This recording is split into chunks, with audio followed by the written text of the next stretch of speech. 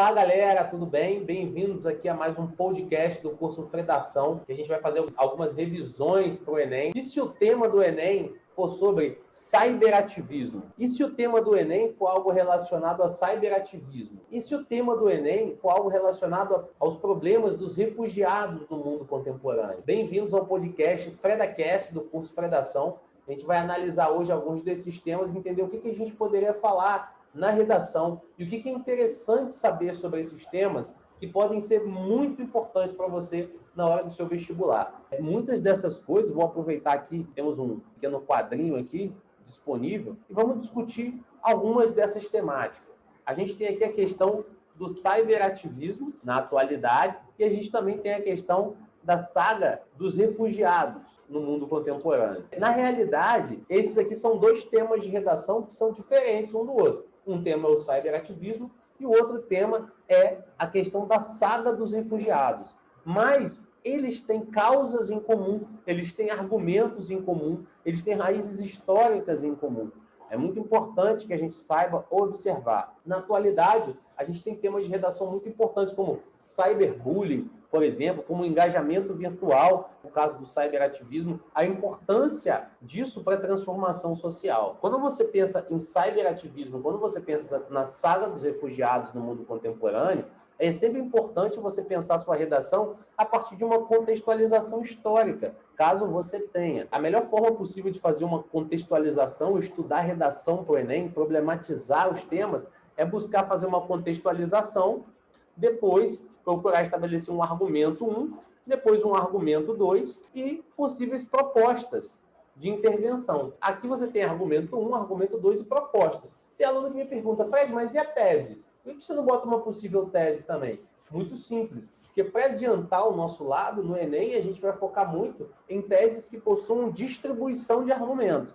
Então, aquele tipo de tese que você já coloca o seu argumento ali, aquilo que você vai defender ao longo do texto. E aí tem gente que pergunta, mas Fred, eu posso fazer uma tese sem colocar os argumentos? É claro que você pode fazer uma tese sem colocar os argumentos. Você pode fazer a tese do jeito que você quiser, colocando só o seu ponto de vista, né? Mas o ideal mesmo aqui é fazer uma tese com distribuição de argumentos.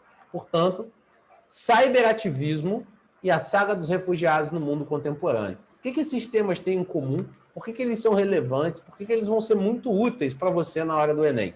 Então vamos começar a pensar em ambos aqui. O primeiro deles, o cyberativismo. O ativismo no meio digital é um tema importante. Para você começar uma redação, para você começar a pensar esse tema, você pode utilizar, por exemplo, a Primavera Árabe, que começa em 2011.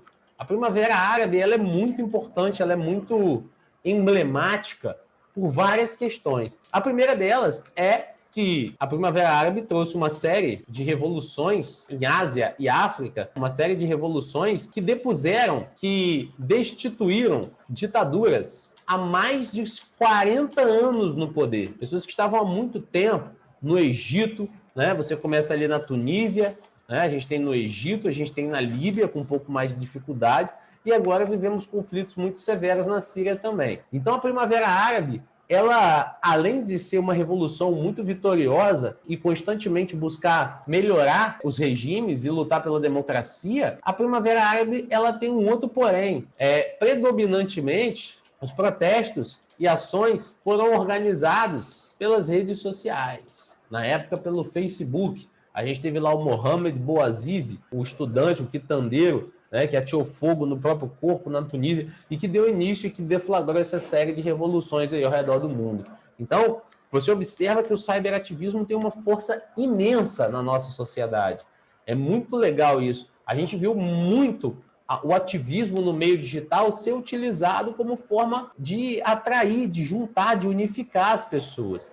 É claro que, todavia, como todo tema de redação, a gente vai ver que existem problemas dentro desse tema. E o primeiro problema, que é o que você vai usar como argumento, o primeiro empecilho que impede que isso seja utilizado da melhor maneira possível, é o argumento 1. É o que acontece, a prevalência das atividades num plano teórico. Tá? O que acontece como um fator que dificulta o verdadeiro cyberativismo é a pouca atuação prática. No Brasil, é muito comum que protestos e demais reivindicações limitem-se ao plano virtual. A gente viu, por exemplo, ali uma série de manifestações em junho de 2013, naquele início de ano fervoroso, né? Várias passeatas, vários protestos contra a corrupção. Foi interessante que não tivesse nenhum tipo de partido político, nem ideologia coordenando, mas o que se viu depois foi a total apatia do povo brasileiro nesse prospecto de desconstrução da corrupção. Esses movimentos não continuaram na prática. Você vê que a atuação na prática ela é muito pouca. Muitas vezes ela é quase nula. Então, infelizmente, a pouca atuação na prática, ela reduz o cyberativismo no Brasil a um plano teórico. O argumento 2 que você pode utilizar é a alienação desses movimentos, no Brasil principalmente, que a gente sabe que o Enem normalmente se refere muito ao Brasil, somado ao fato da utilização desse ativismo como ferramenta de autoafirmação, né? Quem nunca viu aquelas menininhas, aquele menininho que vai lá, tira foto, olha só como eu sou solidário, estou doando isso aqui, estou sendo gente boa, estou fazendo ação voluntária. Você sabe muito bem que essa pessoa só está fazendo isso para aparecer, para ganhar uns likes, óbvio que você não vai escrever isso na redação. Você está vendo que aquela pessoa está utilizando do engajamento virtual como uma ferramenta de autoafirmação. Você sabe que aquela pessoa desconhece os movimentos que ela está defendendo, que ela está buscando, que ela está querendo se encaixar. Isso é uma necessidade humana de pertencimento. Isso é muito inadequado para o ativismo, porque, mais uma vez, isso faz com que as coisas jamais saiam do papel, isso faz com que as coisas não existam no plano prático, isso faz com que surjam aberrações, como culturas de cancelamento, por exemplo, como ódio, como extremismo, como um debate pouco fervoroso na prática, como um desconhecimento dos movimentos sociais, desconhecimento dos movimentos políticos. Não adianta você dizer que você quer uma sociedade melhor se a sua atuação é apenas com o intuito da autoafirmação, se na prática você desconhece, se na prática você é alienado. É claro que, para a gente melhorar esse quadro, algumas coisas podem ser feitas, e agora a gente vai pensar um pouco no que poderia ser algumas propostas de intervenção. Está aqui com o Lucas, com o João Pedro, né, alunos da Escola Teresiano.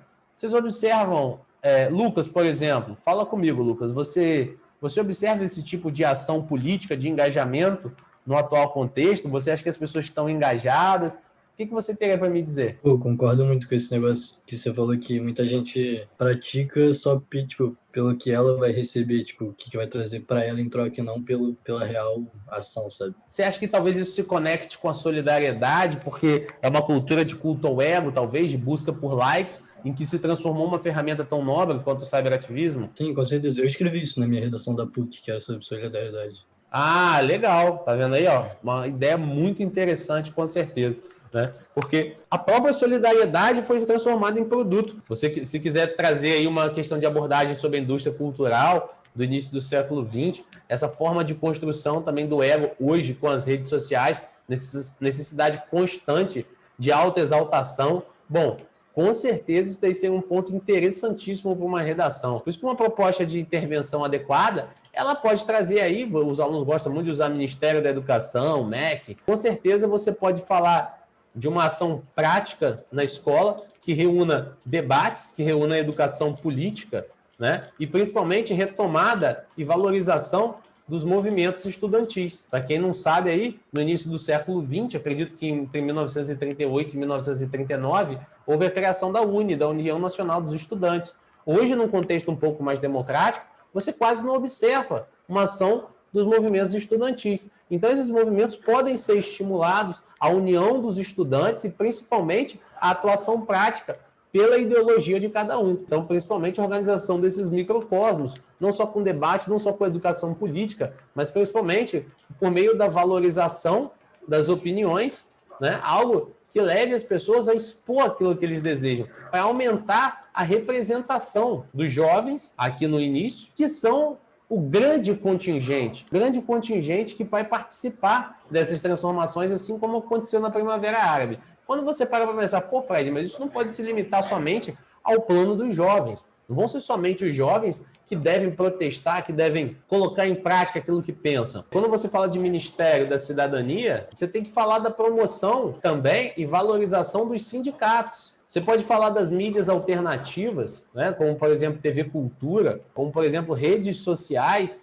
que tragam a mobilização de trabalhadores, fortalecimento da união entre aqueles que contribuem para a sociedade, aqueles que já estão em fase adulta, aqueles que já não se encontram mais na escola. A gente tem que ter movimentos de trabalhadores, a gente tem que ter movimento de estudantes, para que a ação virtual possa ser transferida para um plano prático também. Então, sobre a questão do cyberativismo, são temáticas essenciais, que é importante que todo mundo saiba dissertar, que todo mundo saiba falar a respeito. Agora, a gente vai para um segundo tema que vai versar aqui sobre a questão dos refugiados.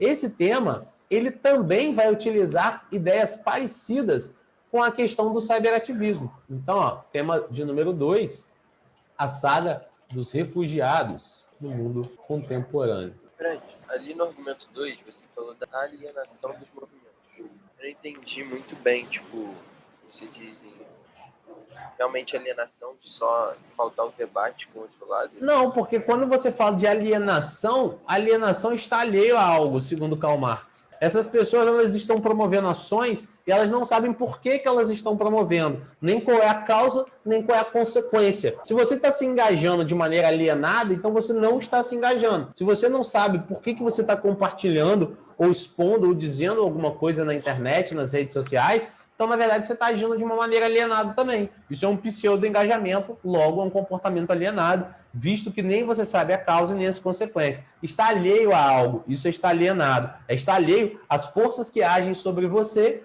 e sobre as consequências e sobre os objetivos daquilo que você está fazendo. Entendeu por que é alienado? Entendi. Entendeu? Show de bola, João. Tamo junto. Tema de número 2, a questão da saga dos refugiados. Bom, para quem estuda geografia, atualidades, é muito comum você pensar no ano de 2003, quando houve o nascimento do Estado Islâmico, o ISIS. O Estado Islâmico foi um movimento criado por habitantes, por iraquianos que estavam insatisfeitos com a ocupação norte-americana, insatisfação com a ocupação norte-americana no Iraque.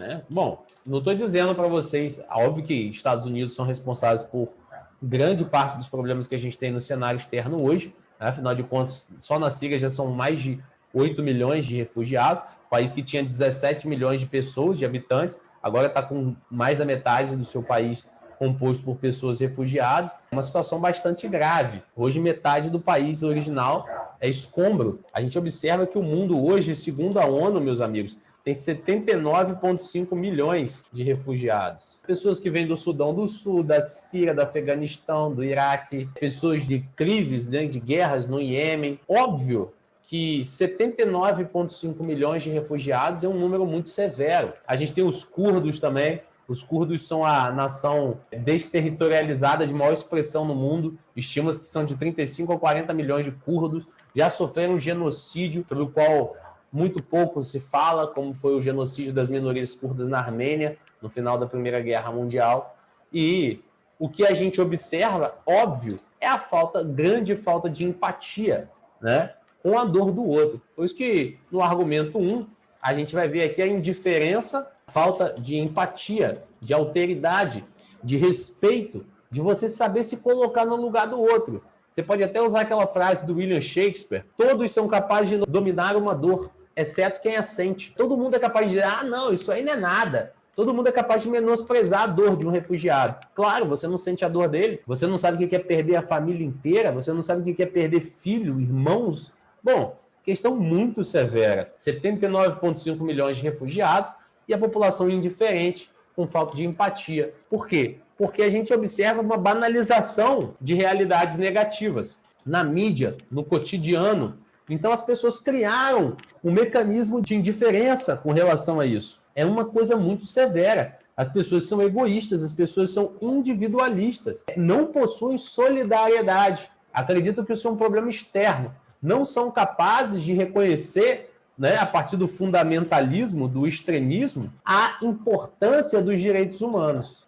Os direitos humanos para humanos direitos, isso é um absurdo. Claro que não. Você precisa defender na sua redação, nesse aspecto, a importância dos direitos humanos, de você ter empatia. O cara está perdendo a família inteira. Se fosse você ia querer ser recebido num país também. O argumento 2, a gente tem aqui também a xenofobia. Alguns filósofos, alguns teóricos, como o próprio Guy Debord, que escreveu o livro A Sociedade do Espetáculo, alguns autores que estudaram sobre a indústria cultural, e você mesmo, você aluno que já assistiu o filme como o Homem de Ferro, que os inimigos do Homem de Ferro são lá os terroristas árabes, você observa que eles são sempre pintados como se fossem terroristas, como se fossem extremistas. Então isso cria uma grande xenofobia, por razões econômicas também, por razões religiosas, por razões políticas. Alguns desses filósofos vão discutir sobre a teoria do orientalismo.